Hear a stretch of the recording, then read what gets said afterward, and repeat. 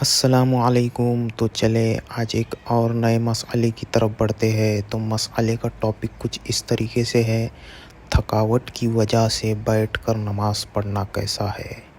اگر ہم تھک جاتے ہیں تو بیٹھ کر نماز پڑھنا کیسا ہے؟ کیا ہم بیٹھ کر تھکاوٹ کی وجہ سے بیٹھ کر نماز پڑھ سکتے ہیں؟ اس ویڈیو میں ہم اسی مسئلے پر بات کریں گے، تو ویڈیو کو آخر تک دیکھیں تاکہ آپ کو بھی مسئلے کی معلومات ہو۔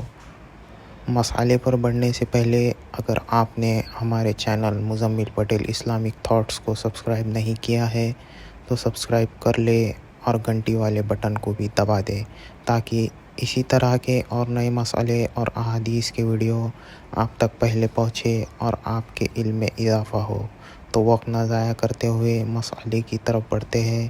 تو مسئلہ کچھ اس طریقے سے ہے، فرض، واجب اور سنت مؤکدہ نماز میں قیام یعنی کھڑے ہو کر پڑھنا فرض ہے۔ اس لیے ان نمازوں کو کوئی شخص مرد یا عورت بغیر کسی عذر کے بیٹھ کر پڑھتا ہے تو فرض کے چھوٹ جانے کی وجہ سے اس کی نماز نہیں ہوگی۔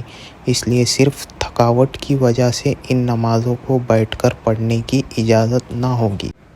مسئلے کو سمجھ لے، فرض نماز، واجب نماز اور سنت مؤکدہ نماز میں جو ہم قیام کرتے ہیں یعنی جب اللہ اکبر بول کر کھڑے ہوتے ہیں اس کو قیام کہتے ہیں۔ تو قیام کرنا فرض ہے۔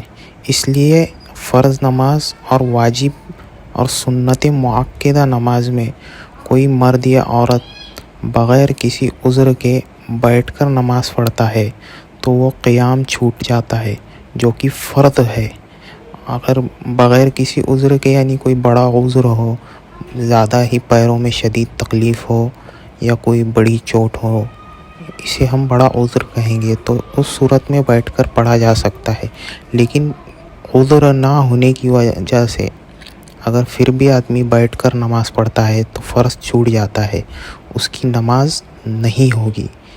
عذر نہیں ہے تو نماز کھڑے ہو کر ہی پڑھنا ہے، اور صرف تھکاوٹ کی وجہ سے اگر کوئی نماز فرض، واجب اور سنت مؤکدہ نماز بیٹھ کر پڑھتا ہے تو اس کی نماز کو اجازت نہیں ہے، ایسی نماز نہیں ہوگی۔ ہمارا آج کا مسئلہ اتنا ہی تھا، شکریہ۔